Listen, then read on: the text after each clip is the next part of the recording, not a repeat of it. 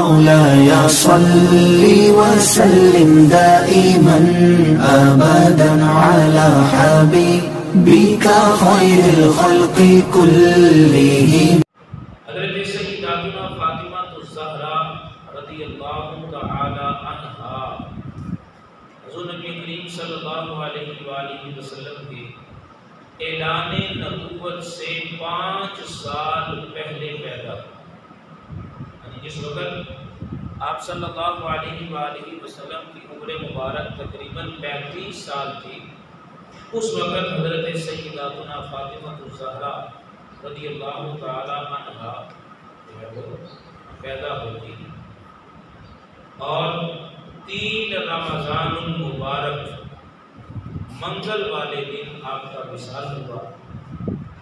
جب حضور نبی کریم صلی اللہ علیہ وآلہ وسلم نے دنیا سے پردہ فرمایا، اس کے تقریباً 6 ماہ کے بعد حضرت سیداتنا فاطمہ الزہرا رضی اللہ تعالی عنہا کا وصال ہوا اور 2 ہجری کے اندر مولا علی شیر خدا کرم اللہ تعالی وجہہ الکریم کے ساتھ آپ کا نکاح ہوا.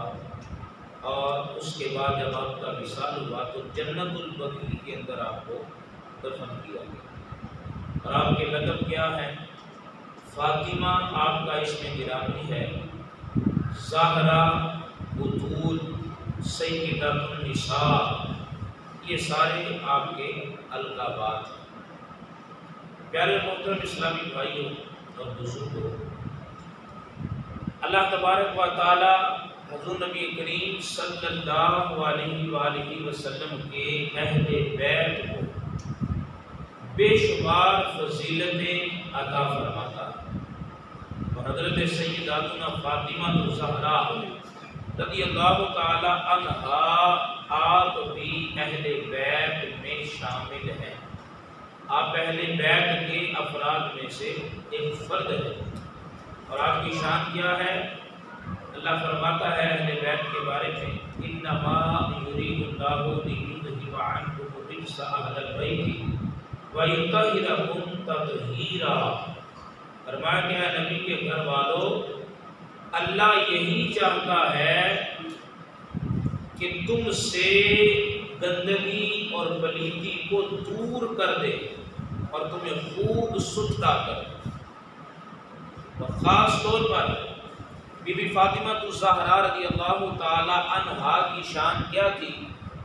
عام طور پر عورتوں کو جو معاملات پیش آتے ہیں، اللہ نے آپ کو ان معاملات سے محفوظ رکھا اور آپ کے مبارک بدن سے جنت کی خوشبو آیا کرتی تھی. اور حضور نبی کریم علیہ السلام آپ سے اس خوشبو کو سونگا کرتے تھے، جنتی خوشبو آتی تھی. اور آپ صلی اللہ علیہ وآلہ وسلم نے اپنی اس بیٹی کو کیسی عزت عطا کی، کیسا مقام دیا کہ جب یہ حضرت سیداتنا فاطمہ الزہرا رضی اللہ تعالی عنہا آپ صلی اللہ علیہ وآلہ وسلم کی بارگاہ میں حاضر ہوتی، آپ علیہ السلام کھڑے ہو کر اپنی بیٹی کا استقبال فرمایا کرتے تھے. کھڑے ہوتے اور آپ کا ہاتھ پکڑ کر اسے بوسہ دیتے اور پھر آپ علیہ السلام آپ کو اپنی جگہ پہ بٹھایا کرتے. عرب کے اس معاشرے کے اندر جہاں بیٹیوں کو وہ عزت نہیں دی جاتی تھی جو آج اسلام نے دی ہے،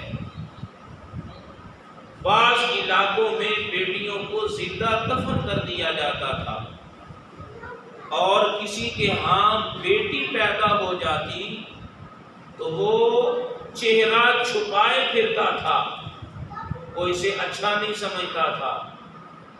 لیکن اس زمانے میں، اس دور کے اندر آپ علیہ السلام نے اپنے عمل سے بتایا کہ اگر بیٹی آ جائے تو بیٹی کو عزت اور مقام کس طرح دینا.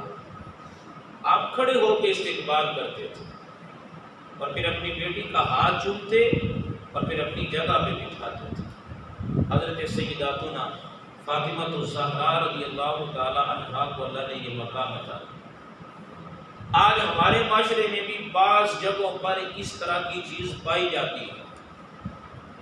اگر کسی عورت کے ہاں بیٹی پیدا ہو جائے تو سسرال والے، ساس، نند اور سسرالی جتنے بھی رشتہ دار ہوتے ہیں وہ اللہ معاف کرے اسے اچھا نہیں سمجھتے، حالانکہ بیان کیا گیا ہے جس عورت کے ہاں پہلی اولاد بیٹی ہوتی ہے وہ عورت بھی برکت والی ہے، وہ بیٹی بھی برکت والی ہے۔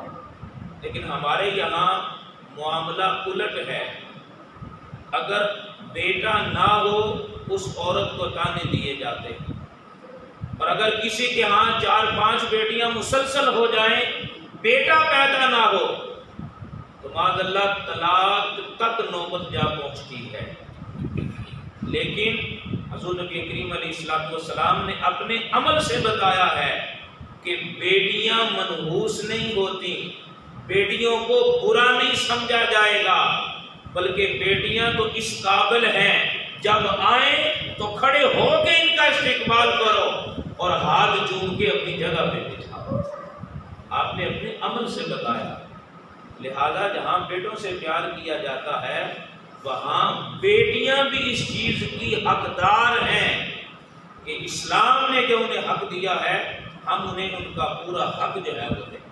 اللہ ہمیں بیٹیوں کے ساتھ بھی محبت کرنے کی توفیق عطا فرمائے۔ اب پیارے محترم اسلامی بھائیوں، حضرت سیداتنا فاطمہ الزہرا رضی اللہ تعالی عنہا اب تمام جنتی عورتوں کی سردار ہیں، جنتی عورتوں کی سردار ہیں، اور یہ معاملہ آپ علیہ السلام نے کب بیان کیا، کب واضح ہوا؟ حضرت حذیفہ بن یمان رضی اللہ تعالی عنہ حضور نبی کریم علیہ السلام کے بڑے ہی پیارے صحابی اپنی والدہ کے پاس جاتے ہیں اور جا کر اجازت مانگی، امی جان آپ مجھے اجازت دیجئے کہ آج میں نماز مغرب حضور نبی کریم علیہ السلام کے پیچھے جا کے ادا کروں۔ والدہ نے اجازت دی اور فرمایا بیٹا کہ جب جاؤ تو اپنے لیے بھی دعا کروانا، میرے لیے بھی دعا کروانا، جا رہے ہو سرکار کی بارگاہ میں دعا ضرور کروانا۔ حضرت حذیفہ رضی اللہ تعالی عنہ کہتے ہیں کہ میں نماز مغرب کے وقت سرکار علیہ السلام کے پیچھے موجود تھا، نماز مغرب سرکار کے پیچھے ادا کی۔ اب نماز مغرب ادا کرنے کے بعد سرکار علیہ السلام اپنے معاملات کے اندر مشغول رہے اور نماز مغرب ادا کرنے کے بعد مسجد میں ہی ٹھہرا رہا یہاں تک کہ نماز عشاء کا وقت آیا۔ اب جب نماز عشاء کا وقت آیا حضور نبی کریم علیہ السلام نے نماز عشاء ادا کی۔ نماز عشاء ادا کر لینے کے بعد آپ اپنے کاشانہ اقدس کی طرف چلے، نماز سے فارغ ہوئے، اپنے گھر کی طرف جانے لگے۔ حضرت حذیفہ رضی اللہ تعالی عنہ کہتے ہیں میں سرکار کے پیچھے پیچھے چلنے لگا۔ اب جب سرکار نے میری آواز سنی تو آواز سن کر فرمانے لگے کون ہے؟ کیا حذیفہ ہو؟ کون ہے؟ کیا حذیفہ ہو؟ اور پھر آپ علیہ السلام نے ارشاد فرمایا اے حذیفہ کیا چاہتے ہو؟ اللہ تیری بھی مغفرت کرے، تیری ماں کی بھی مغفرت کرے۔ ذرا غور کیجیے، ابھی سرکار سے بات چیت کا آغاز نہیں ہوا، جس مقصد کے لیے آئے تھے وہ مقصد ابھی بیان نہیں کیا، لیکن چونکہ یہ محبوب وہ ہیں، یہ سردار وہ ہیں جنہیں اللہ نے یہ مقام عطا کیا ہے، وہ علم عطا کیا ہے، وہ عظمت عطا کی ہے، یہ امتیوں کے دلوں کے حالات بھی جان لیتے ہیں اور مصطفیٰ جانتے ہیں آج حذیفہ کس لیے آ کے بیٹھا ہے، کس لیے انتظار کر رہا ہے۔ ابھی عرض نہیں کیا کہ یا رسول اللہ میں دعا کروانے کے لیے آیا ہوں، اپنے لیے بھی دعا کروانی ہے، اپنی والدہ کے لیے بھی دعا کروانی ہے، ابھی عرض نہیں کیا، ابھی پیچھے پیچھے چل رہے ہیں، اور مصطفیٰ کریم علیہ السلام پہلے سوال کرتے ہیں کون ہے، پھر خود ہی بتاتے ہیں حذیفہ ہو، اور پھر فرماتے ہیں کیا حاجت ہے، اللہ تیری بھی مغفرت کرے، تیری ماں کی بھی مغفرت کرے۔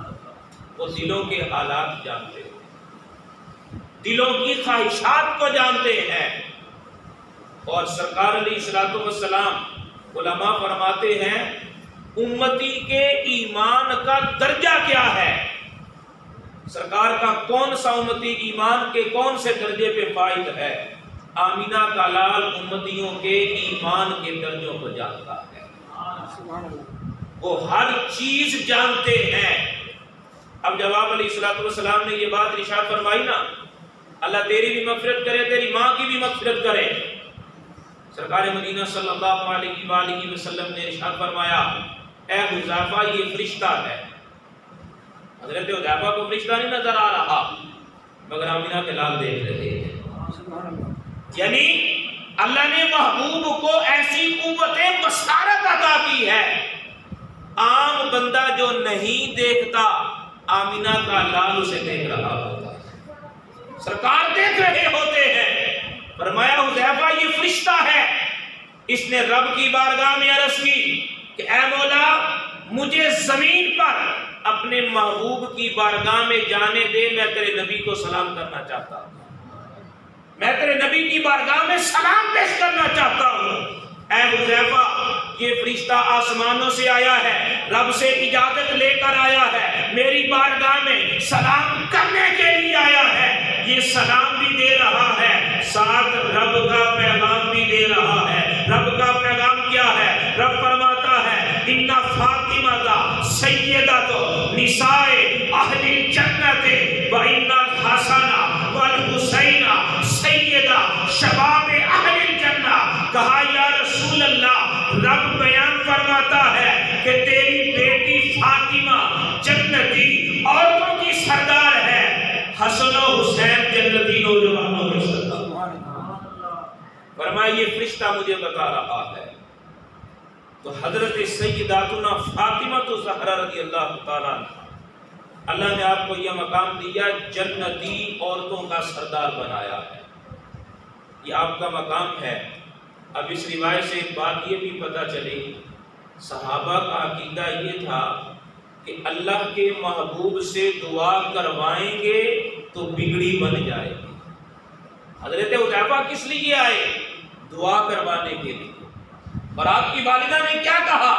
بیٹا میرے لیے بھی دعا کروانا، کیونکہ وہ جانتے تھے جب مصطفیٰ ہاتھ اٹھائیں گے رب کی بارگاہ میں ہماری سفارش کریں گے تو رب ان کی بات نہیں ٹالتا، یہ دعا کریں گے رب ان کے صدقے میں ہماری بگڑی بنا دے گا۔ یہ صحابہ کا عقیدہ ہے۔ لہذا اگر کسی کو شیطان یہ وسوسہ دیتا ہے کہ اللہ کے نبی تو کچھ نہیں کر سکتے، ان کا تو اختیار کوئی نہیں، رب فرماتا ہے محبوب تو ان کے لیے دعا کیا کر، تیرا ان کے لیے دعا کرنا ان کے لیے سکون کا باعث ہوتا ہے، ان کے لیے سکون کا باعث ہے۔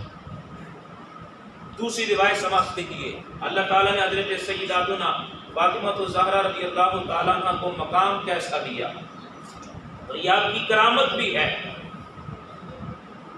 حضرت سیدنا عثمان غنی رضی اللہ تعالیٰ عنہ، اللہ نے آپ کو کثرت سے مال عطا کیا، بہت زیادہ مال عطا کیا، اور آپ اس مال کو اسلام کے کاموں کے اندر خرچ بھی کرتے تھے، جہاد میں خرچ کرتے، مسلمانوں کی غریبوں کی مدد کرتے، کھانا کھلاتے، غلام آزاد کرتے، بہت زیادہ مال عطا کیا۔ اب ایک روز حضور نبی کریم علیہ السلام کی بارگاہ میں حاضر ہوئے، عرض کیا رسول اللہ صلی اللہ علیہ وآلہ وسلم میں آپ کی دعوت کرنا چاہتا ہوں، آپ بھی تشریف لائیے اور میرے گھر قدم رنجہ فرمائیے۔ حضور نبی کریم علیہ السلام نے اپنے داماد حضرت عثمان غنی رضی اللہ تعالیٰ عنہ کی دعوت کو قبول کیا اور تشریف لے کر گئے۔ جب آپ علیہ السلام حضرت عثمان غنی کے گھر پہنچے نا تو حضرت عثمان غنی رضی اللہ تعالیٰ عنہ کا طریقہ کیا تھا؟ سرکار کے پیچھے پیچھے چل رہے ہیں اور آپ کے قدم گن رہے ہیں، قدم گن رہے ہیں کہ ہمارے گھر آنے تک سرکار نے کتنے قدم اٹھائے۔ پوچھا گیا عثمان یہ کیا کر رہے ہو؟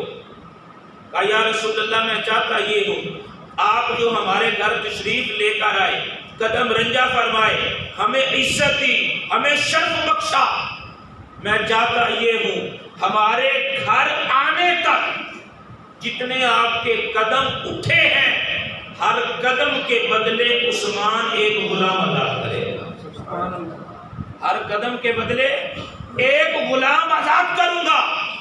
یہ صرف اور صرف آپ نے جو ہمیں عزت دی، شرف دیا، ہماری دعوت کو قبول کیا، ہم اس کے شکرانے میں آپ کے ایک ایک قدم کے بدلے غلام آزاد کریں۔ حضور نبی کریم علیہ السلام آپ کے صحابی حضرت عثمان غنی رضی اللہ تعالیٰ ایک ایک قدم پر ایک ایک غلام آزاد کیا۔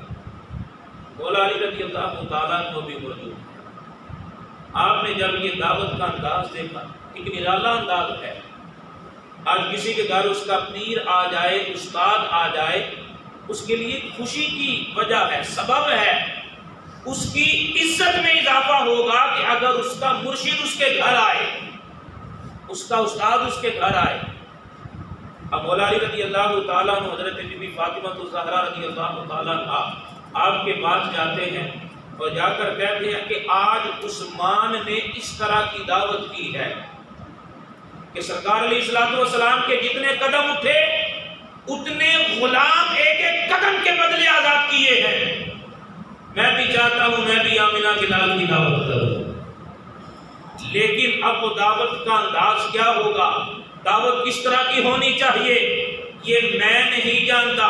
اب آپ نے یہ انتظام کرنا ہے۔